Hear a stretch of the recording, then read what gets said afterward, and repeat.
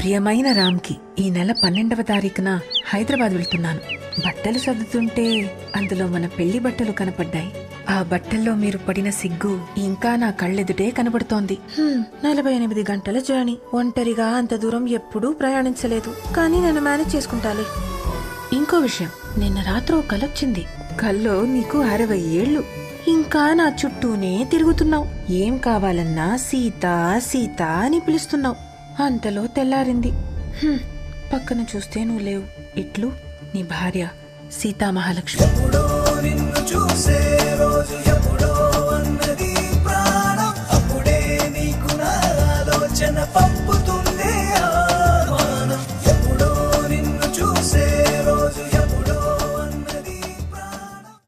ప్రియమైన సీతామహాలక్ష్మి గారికి, నేను మీ భాగ్యనగరంలో కాదు నా సీతానగరంలో 1 నెల రోజుల పాటు ఉండబోతున్నాను.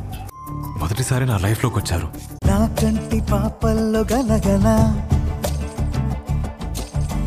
కావేరి పొంగని లేఖ వల్ల నా మనసు లోతుల్లో ఇప్పుడిలా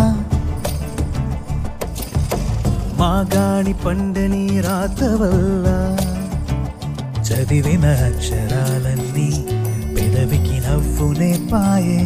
చలి చలి గాలుల్లో వేసంగి పూలలోన పూచాయే.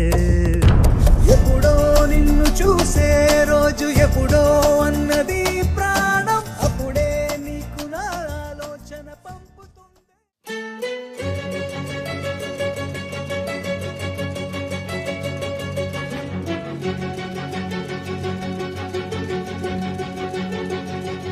ఓ సీతా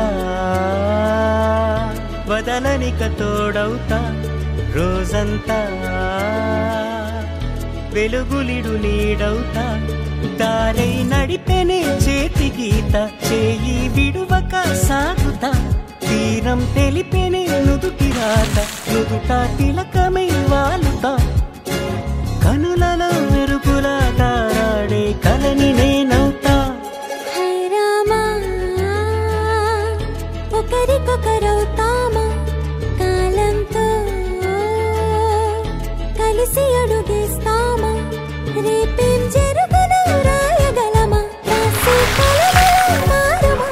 జంటై జన్మని గీయగలమా? గీసే కొంచెనే చూపుమా? మెరుపుల మురముల దాగుండే నిజము చూడమ్మా. ఓ సీతా వదలనిక తోడవుతా. హై రామా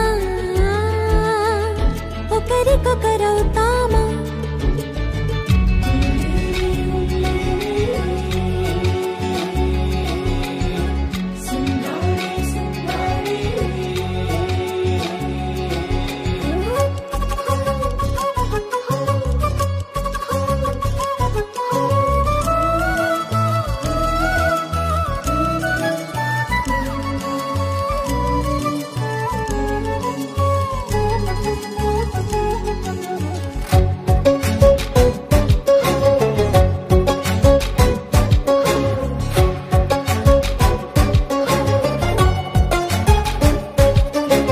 నీరుగా పైకి తెలుపని పలుకులన్నీ నీ చూపులే.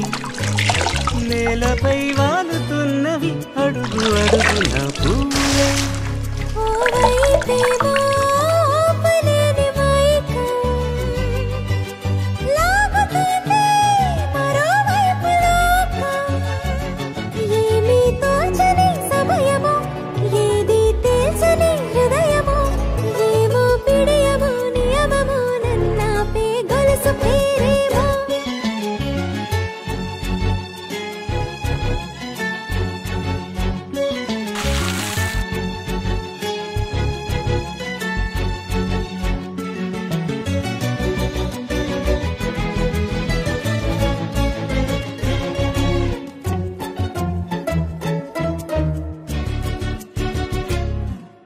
నిదురలే పడుగు ఒక్కని పేరు కలవరిస్తానులే. నిండు నూరేళ్లు కొలువనే తెలిసి జాగు చేస్తావులే. ఎప్పుడూ లేదే ఏదో వింత బాధే, వంత పాడే క్షణం ఎదరాడే.